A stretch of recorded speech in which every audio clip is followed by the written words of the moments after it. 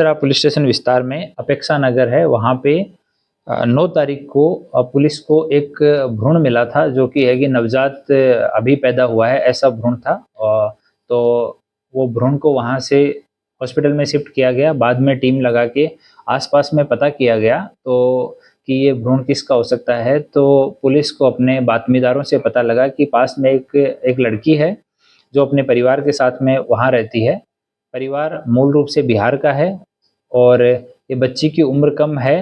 तो एक लेडी ने बताया कि शायद सर मुझे शंका है, तो उस इंटेलिजेंस पे पुलिस ने काम किया और लेडी से पूछताछ की।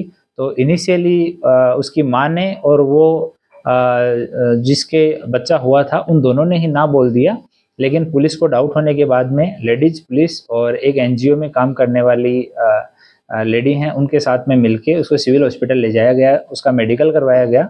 तो वहाँ पे डॉक्टर हैं, उन्होंने कंफर्म किया कि रिसेंटली ही इस लड़की को डिलीवरी हुई है।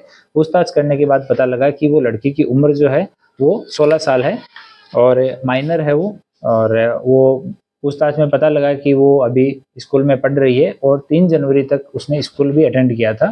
तो डिटेल में जब पूछताछ की गई तो उसने बताया कि एक लड़का है जिसकी उम्र भी 18 साल से कम है।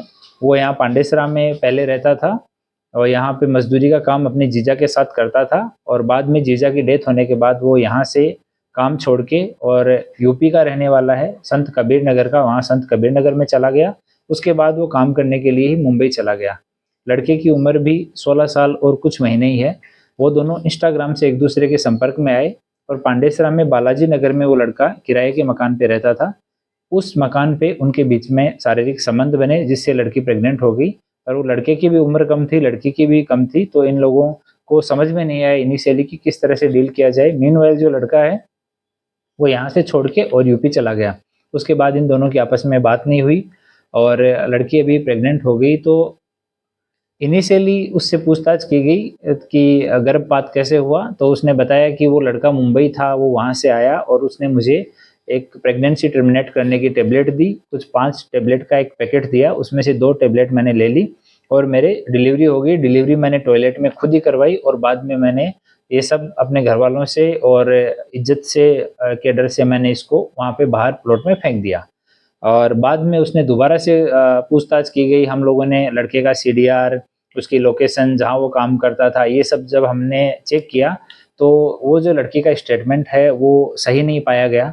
तो बाद में फिर से हमने लेडी डॉक्टर को साथ में रखा, एनजीओ को साथ में रखा और हमारी महिला कांस्टेबल, हमारे जुवेनाइल जस्टिस ऑफिसर, इन सब ने मिलकर दोबारा पूछताछ की।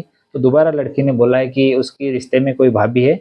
उसने बताया कि इस तरह से मेरे पीरियड्स हैं वो मिस हो गए हैं और मैं प्रेग्नेंट हूँ। भाभी ने पेट देखा, उसके बाद में उन्होंने बताया कि ये टेबलेट ले लोगी तो तुम्हारा गर्भपात हो जाएगा। तो अभी जिस भाभी के बारे में वो बता रही है वो यहाँ नहीं है, वो लोग यहाँ से उनके पैतृक गांव चले गए हैं बिहार में। तो यहाँ से हमने टीम रवाना की है और वो उनके आने के बाद में इस बात की पुष्टि हो सकेगी, क्योंकि ये लड़की थोड़ी ट्रॉमा में भी है उसके बाद में और 2 बार इसका स्टेटमेंट है इसने चेंज कर दिया है। तो एक बार वो भाभी आने के बाद इस चीज़ की पुष्टि हो सकेगी। और हमने भ्रूण का, लड़की का और जो लड़का है, इन तीनों का डीएनए सैंपल लिया है और उसको हम एफएसएल भेज रहे हैं मैच करवाने के लिए। और आगे का इन्वेस्टिगेशन है वो अभी चालू है। लड़के को अभी जुवेनाइल जस्टिस ऑफिसर जो पुलिस स्टेशन का है लड़का उसके साथ में है और उसको जेजेबी के सामने प्रोड्यूस किया जा रहा है। सर, कितने मास का गर्भ रह गया था और ऐसी भी बात चल रही थी कि यूट्यूब को देखकर ये दवाई मंगवा गई। ये गर्भ जो है वो डॉक्टर से हमने अभिप्राय लिया तो 4 महीने से ज़्यादा की एज का ये भ्रूण है जो मिला है वो। और सोशल मीडिया या यूट्यूब से सीख के गर्भपात करने वाली बात हमारे स्टेटमेंट में कहीं पे भी नहीं आई है और इस तरह का ना हमारे स्टेटमेंट में लड़की ने बोला है और ना ही किसी तरह की इस तरह की इन्फॉर्मेशन अभी तक पुलिस को प्राप्त हुई है।